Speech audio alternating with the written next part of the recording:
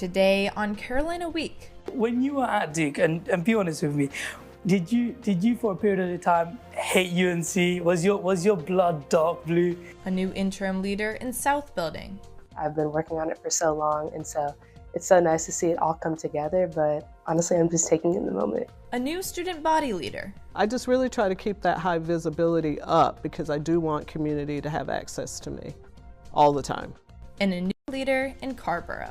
What these changes mean for you. Carolina Week starts right now. From the UNC Hussman School of Journalism and Media, connecting Carolina's campus and community, this is Carolina Week.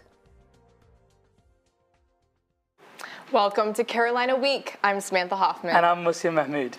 New leadership coming soon on campus and across the state.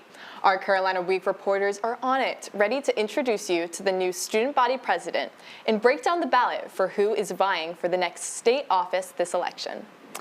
But first, interim Chancellor Lee Roberts is in his second month on the job. Now, I had the opportunity to sit down with him and ask him a few questions. He told me what changes we might see on campus. In terms of your gig currently right now, you said earlier in your first few days of the job, you said it's too early to say whether or not you're going to stay on.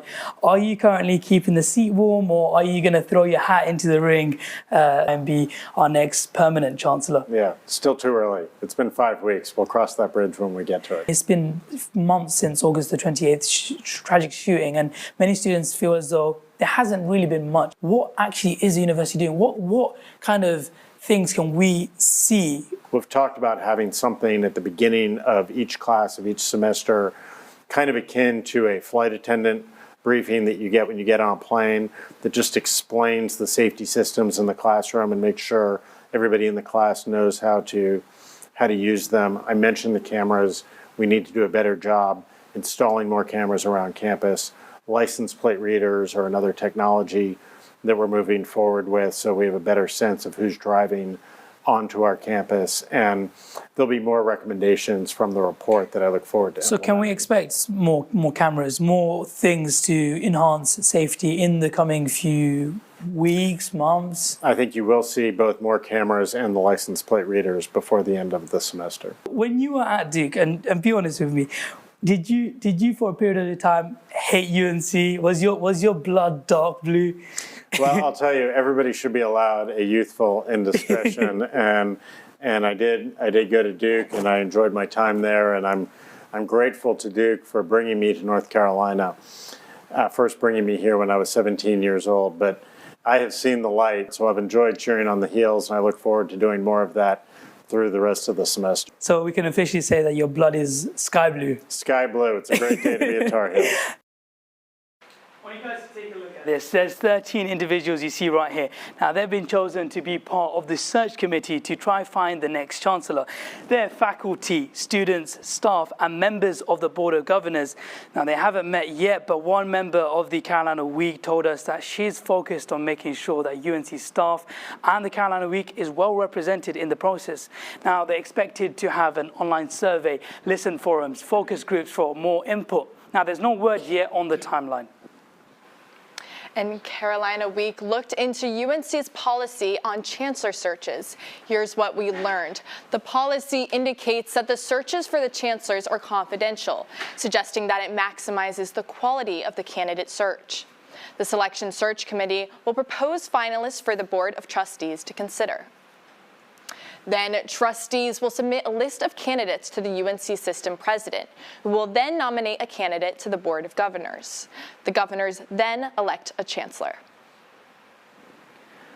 And there's a new leadership for UNC students as well. Jalea Taylor won the student body president election in a landslide victory last week. Carolina Week's Lauren Lovett talked to Taylor after the victory. She joins us live now. Lauren, you were at the pit just last week. They're still campaigning out there, right? Yeah, Moose, and you can see it looks completely different. There is nobody out here canvassing or passing out buttons because the election is over. Jalea Taylor is the new student body president-elect, and she's got a lot planned, but she says that it's all still sinking in for her.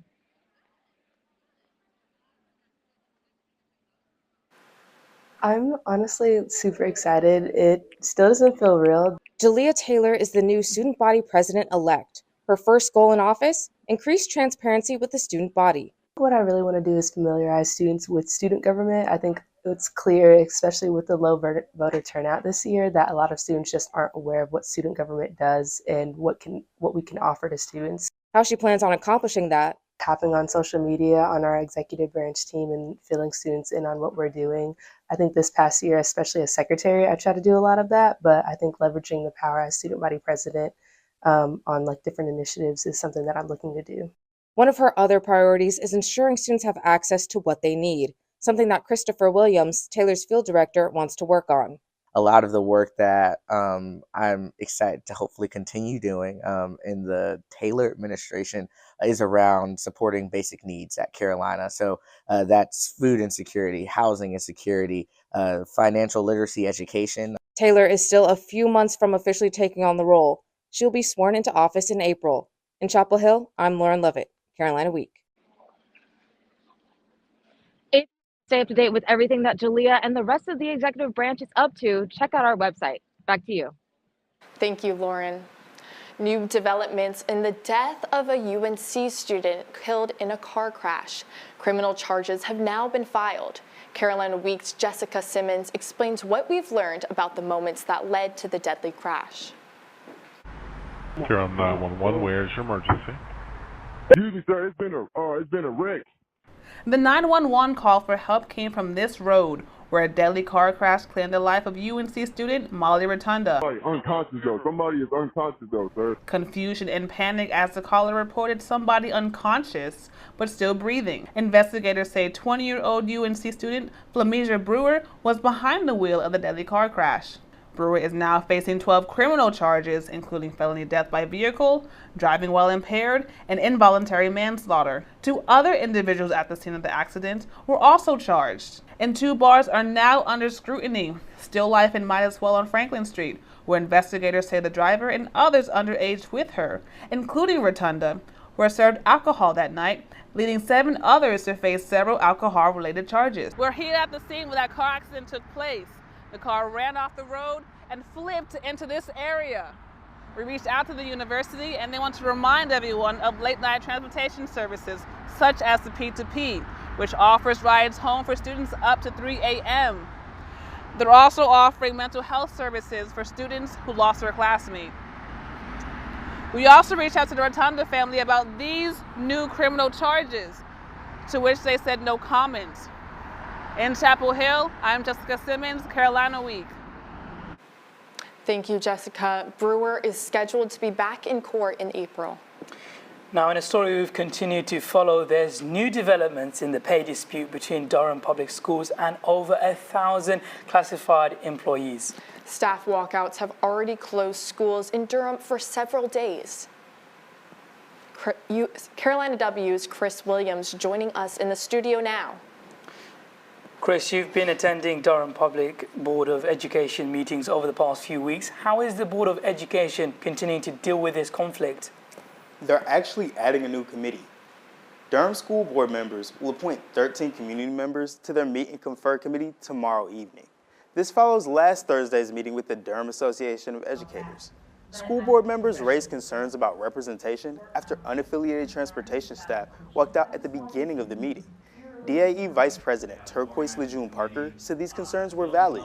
She also said she hoped the board's decision to designate 4 non-DAE seats on the committee would help make sure all are represented.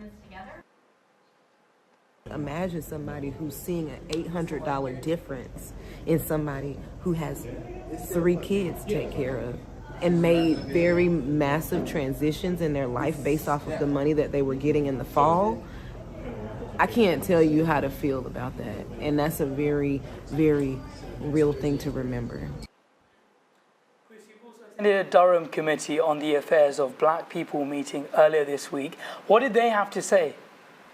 The community group held a press conference on Monday at Shepherd Middle School. The committee asked all DPS employees to refrain from demonstrations that would disrupt classes for the next 30 days. The board also asked the county commissioners to provide DPS with the necessary funding to maintain pay raises for classified staff until the end of this school year, When asked why the committee wouldn't send a representative to join the meet and confer process, Jackson said the committee didn't believe it was their place to intervene. I don't know that we would be adverse to participating in such a discussion. Certainly if we are invited to, we would accept such an invitation, but we have not been invited to, and we don't want to try to force our way into such a conversation. The Board of Education will also be voting on whether to keep the raises for classified employees past February. Back to you. Chris, thank you. Also in Durham, the City Council is now asking for the White House to call a ceasefire in Gaza and end U.S. military aid to Israel. In a 5-2 vote, the council passed the ceasefire resolution. Raleigh and Chapel Hill chose to not pursue a vote on ceasefire resolution. In the weeks and even hours leading up to the vote, ceasefire supporters hosted demonstrations outside Durham City Hall. Durham is now the second city in North Carolina to call for a ceasefire. UNC's chapter for Students for Justice in Palestine is also calling for a ceasefire. The group came together to protest this week, calling for the university to divest from Israel. It's not the first protest in November. The group did actually sit in the South Point building last November. Coming up on Carolina Week. But that's millions of them doing it at the same time. An unlikely visitor taking over the spring. And a new inclusive playground is coming to Chapel Hill. And our Sarah Thompson joins us to talk all things politics. All that and more next on Carolina Week. Stay with us.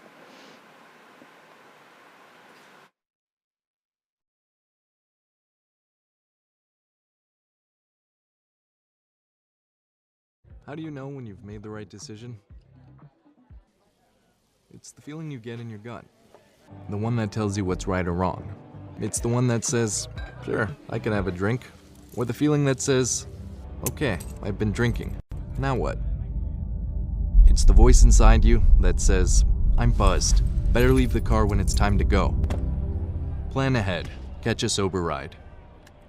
Buzz driving is drunk driving. Today, we face an unprecedented crisis. Tens of millions of refugees have been forced from their homes. But you can make a difference. Turn disruption and despair to hope and opportunity. Even small amounts make a big difference. Provide shelter, support, or jobs in your community. The more we understand, the greater sense of belonging we create. Act now. Visit supportcrisisrelief.org. Welcome back to Carolina Week.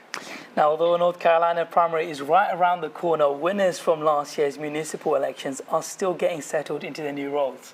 CW's Akshay Gokul sat down with Carrboro Mayor Barbara Fushi as she enters her third month in office. Mayor for the town of Carrboro. So help me God. So help me God. Meet Barbara Fushi, the new mayor of Carrboro, a mayor who says she is passionate about using public service for good. I have been a community activist, a community engager for many years before I came to the elected seat. I love service. I love serving people. After previously serving on the Carrboro Town Council, Mayor Fushi was energized to run after former Mayor Damon Siles announced he would not seek re-election. Fushi campaigned on community engagement, housing affordability, and racial equity. Now, as mayor, she seeks to take action on these issues through the Carrboro Comprehensive Plan, a long-term plan of reform set to integrate equity throughout the town. We are currently working to get some of that low-hanging fruit from the comprehensive plan. We don't want to have a plan that sits on the shelf, and this council is hard at work to make sure that what went into that comprehensive plan comes into action to the community. In order to fulfill the goals from the comprehensive plan, Fushi and the council have already been implementing new policies from the plan, including the revision of a land use ordinance. In addition to the Carrboro Connects plan, there's also an implementation plan. And so periodically town staff will come to us and just kind of let us know, how things are going and how these plans are being implemented. In Carrboro, I'm Akshay Gokul reporting for Carolina Week. Special election will be held on November the 5th to fill Mayor Fushi's now vacant town council seat. Now, big tech companies are combating deceptive AI use in elections. Tech leaders met at Friday's Munich Security Conference to discuss AI use in election fraud. Google, Adobe, Meta, OpenAI, TikTok, and X are among 20 tech companies to sign the accord to combat deceptive use of AI in the 2024 elections. This will affect over 50 counties across the national elections later this year. And there will be more elections in just a few weeks. CW's Sarah Thompson joins us now to talk all things politics. Sarah, what's going on in the primaries? It's officially early voting season for the primary election. According to the North Carolina State Board of Elections, more than 100,000 ballots have been cast. Right now, the turnout percentage is 1%.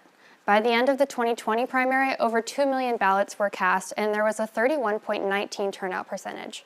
Orange County has recorded 1,961 votes.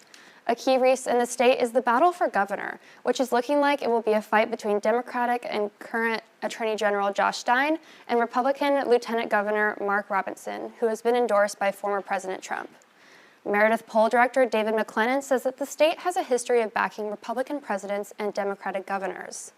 A Meredith poll shows that a matchup between Josh Stein and Mark Robinson projects Stein taking a slight lead over his potential Republican opponent.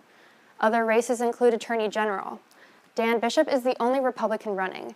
Congressman Jeff Jackson is the Democratic frontrunner. The NC State Board of Election tells me it is not aware of any voters having issues voting. Back to you guys. Thank you, Sarah. The North Carolina primary is on March 5th. Carolina Week will bring you special coverage the night of the election. Now, on the national level, in the House, the Republican majority is now slightly smaller. Democrat Tom Suozzi won the New York's 3rd District special election. He replaces former Republican George Santos in the House. Issues central to the special election race were immigration, abortion, crime, and taxes. These topics will likely be key to both parties' 2024 campaigns across the country. And 2 North Carolina natives may be headed to D.C. soon. Former President Donald Trump has endorsed 2 North Carolinians to chair and co-chair the Republican National Committee. Trump wants Michael Whatley, North Carolina Republican Party chairman, as the chair of the committee, and his daughter-in-law Lara Trump as co-chair. Whatley has previously backed Trump's false voter fraud claims. Lara Trump grew up in Wrightsville Beach. In 2022, she considered running in NC's U.S. Senate race. The RNC says an official decision will not be made until after the South Carolina primary. Now, back in North Carolina, Governor Roy Cooper has now set a statewide conservation goal for forests and wetlands. He signed an executive order that permanently conserves 1 million acres of forests and wetlands, restoring an additional 1 million acres and plants and 1 million trees in urban areas. Its goal is to protect the natural history of the state. It is the most significant action protecting the state's ecosystem since 1999.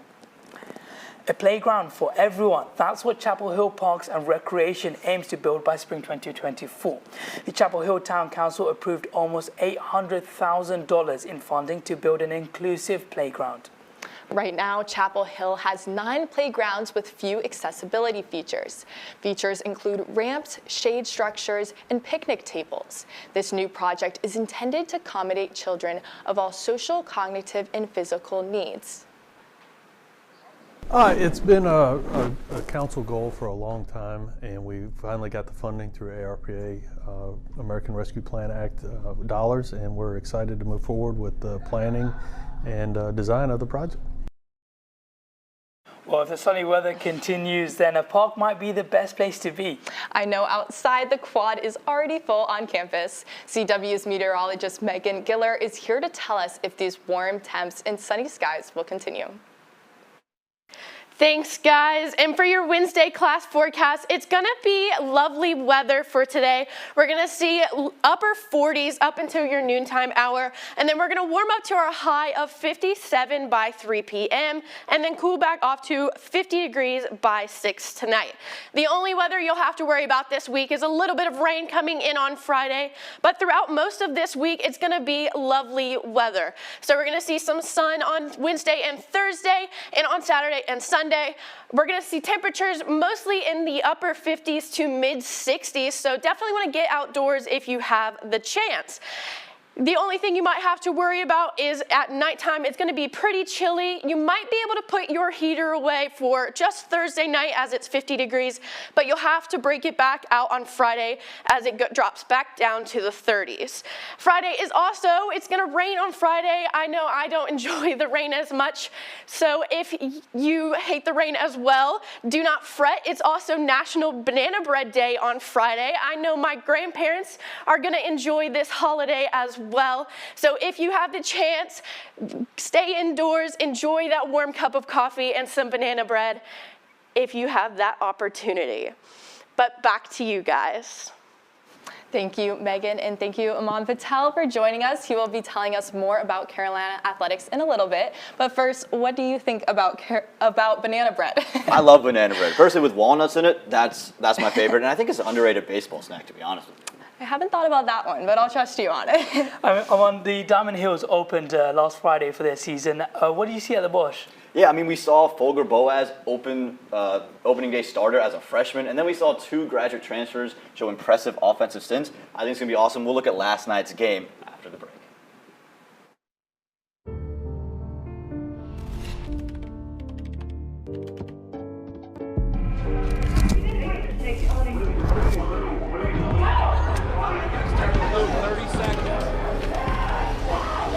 I'm an ex-drug dealer, and I'll be your sub today. Can you see anything different as a pill? No. No. You don't know? Fentanyl is being mixed into everything now. There's only one thing that will save somebody's life. That is naloxone nasal spray. Fentanyl, it's cheap, it's potent, and it's profitable. Why would drug dealers put a lethal dose of fentanyl in drugs if they know it's so harmful? Really just all about the money. I just didn't realize that one pill could change your whole life. More kids should know.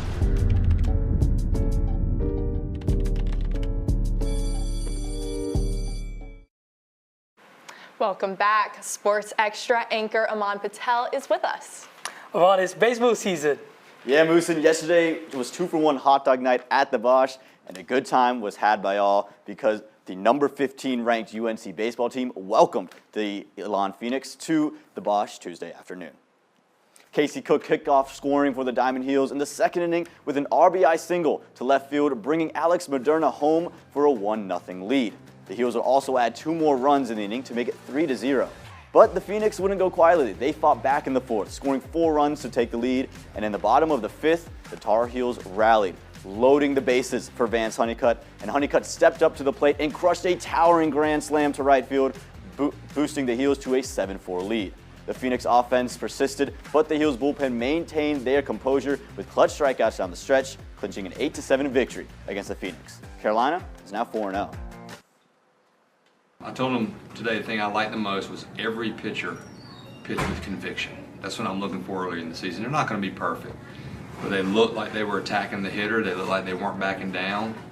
That's over half the battle at this level. The Diamond Heels will take on ECU this weekend. And after beating UCF 2-1 last week, the UNC softball team will take on UNC Greensboro in its home opener today at 4. This will be head coach Megan Smith Lyons' first game in Anderson Stadium, and the Heels will look to keep its impressive early season offense going. Led by Alex Coleman, who leads the conference in batting average at .682, and Carson Sneed, who is second in the conference at .579. The ACC Swimming and Diving Championships kicked off in Greensboro Tuesday morning, and Aranza Vasquez did what she does best and defended her 3-meter diving title, while the women's swimming team brought home a medal of their own in the 200 medley relay. The Heels will be competing for medals up until Saturday. So stay tuned for another edition of Sports Extra this Friday, where we'll preview another exciting weekend of Carolina athletics. Moosin? Thank you, Aman. Coming up, millions of little visitors will be coming to North Carolina this spring. What makes them so special? Stay with us. Even though we didn't grow up together, he's my favorite brother. Hey, sis. I'm the baby of the family, and he's the gentle giant. What you know about Port Georgia? Man, please, that's a classic. You know when they say people are a rare breed?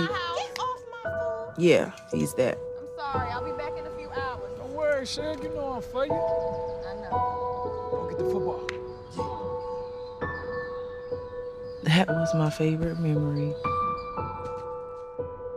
He was always for you.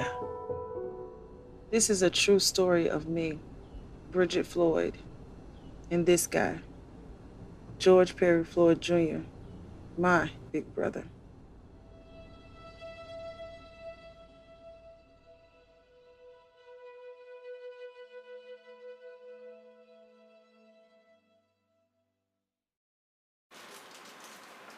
Welcome back. We know from the groundhog that spring is on its way. This year, that means swarms from an unexpected visitor. I went to NC State to learn more about the cicada's arrival. You may recognize this sound from summer nights, but soon you'll hear it all day. This summer, over 1 trillion periodal cicadas are expected to emerge across the eastern United States, in an event that hasn't been paralleled since 1803. Chapel Hill is kind of right in the middle of it. NC State entomology professor Clyde Sorensen is preparing for a monumental emergence of 2 cicada broods. This refers to the 5 cicada species that emerge once every 13 or 17 years to carry offspring. This year, all 5 species converge in a reproducing frenzy. In areas where their populations are robust, there could be millions of them per acre at the same time, which is awesome. You'll definitely hear them, and each one of those species has its own song. And so you can identify the species by the racket that they're making. Chorusing tridecim.